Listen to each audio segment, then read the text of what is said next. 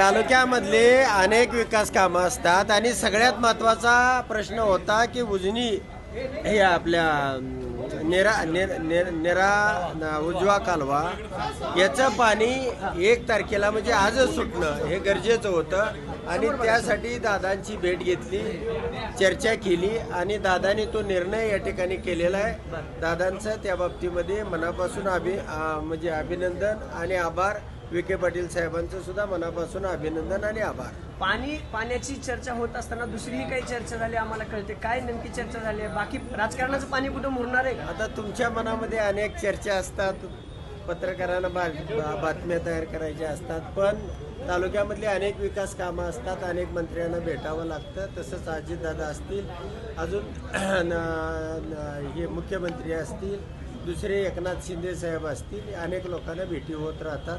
प्रत्येकाचीच breaking news करावा असा विषय नाही. कारण की तुम्ही 15 मिनिटं जवळपास आतमध्ये चर्चा केली, दादांनी त्यांचा ड्रायव्हर सुद्धा खाली उतरवला. नेमकं एवढे काय चर्चा झाली आतमध्ये? गाडीमध्ये नाही, गाडीमध्ये नाही. दादा फोनवरती बोलत होते आणि त्यामध्ये त्यांची चर्चा सुरू होती. दादांना अनेक फोन येत होते आणि त्या पद्धतीची चर्चा त्यांची सुरू होती. तुम्ही काय दादांकडे जाणार का पुढं?